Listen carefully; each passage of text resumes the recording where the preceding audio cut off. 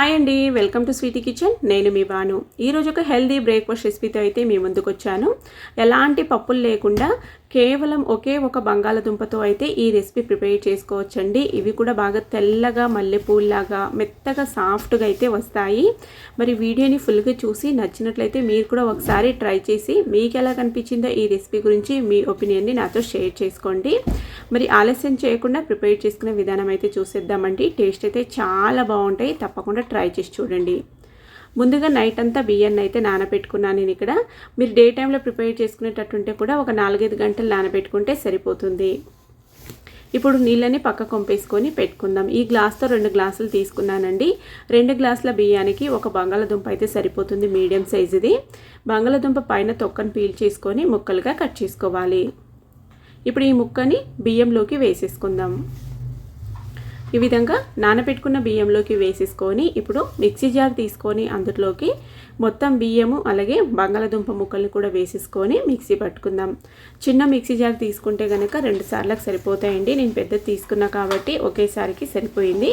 చూడండి, పిండి అనేది ఈ విధంగా మెత్తగా మిక్సీ పట్టుకోవాలి. ఇప్పుడు దీన్ని అయితే ఒక బౌల్లోకి వేసేసుకుందాం. మనకి పిండి పులియ పెట్టుకోవాల్సిన అవసరం లేకుండా, ఎలాంటి పప్పులు లేకుండా చాలా ఈజీగా ప్రిపేర్ చేసుకోవచ్చండి ఈ రెసిపీని అయితే. డిఫరెంట్గా టేస్ట్ కూడా చాలా బాగుంటాయి. పిండిని ఒకసారి బాగా కలుపుకుందాము. కన్సిస్టెన్సీ కూడా బాగా థిక్గా అనిపిస్తుంది కదా. ఇప్పుడైతే ఒక 1/2 కప్పు పెరుగు అయితే వేసుకుందాం. ఈ పెరుగుని పిండిలోకి కలిసేలాగా బాగా మిక్స్ చేసుకుందామండి. చూడండి, ఈ విధంగా బాగా మిక్స్ చేసుకోవాలన్నట్టు. ఈ విధంగా మిక్స్ చేసుకొని ఒక 10 నిమిషాలు పక్కన పెట్టేసుకోవాలి. పైన మూత క్లోజ్ చేసుకొని 10 నిమిషాల తర్వాత ఇప్పుడు దీంట్లోకి మనము రుచికి సరిపడా ఉప్పు అలాగే ఒక 1/2 టీ స్పూన్ వంట సోడా అయితే వేసుకుందామండి.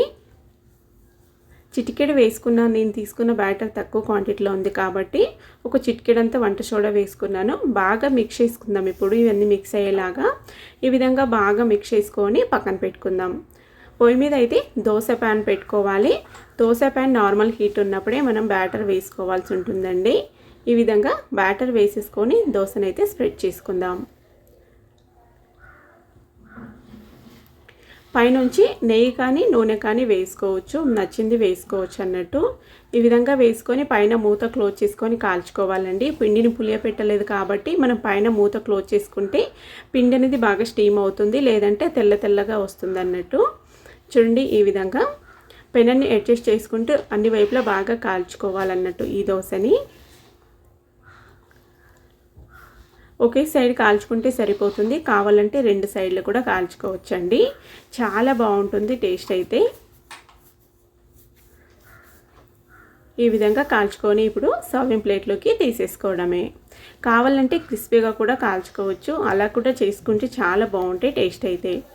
చూడండి, అన్నీ ఇదే విధంగా కాల్చుకున్నామంటే మనకి రెడీ అయిపోతాయి దోశలు అయితే.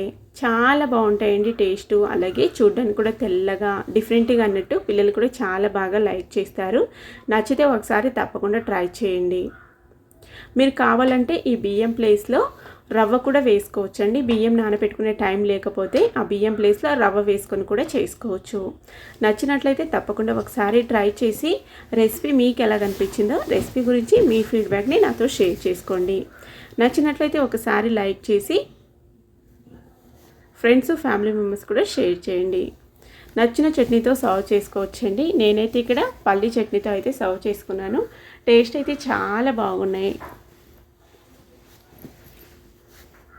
ఇంతేనండి, చాలా ఈజీగా మనకి ఇన్స్టెంట్గా దోశలు అయితే రెడీ అయిపోయినాయి. చూసారు కదా ఎంత మెత్తగా ఉన్నాయో, అలాగే తెల్లగా మనకి మల్లెపూలాగా. తప్పకుండా ట్రై చేసి చూడండి.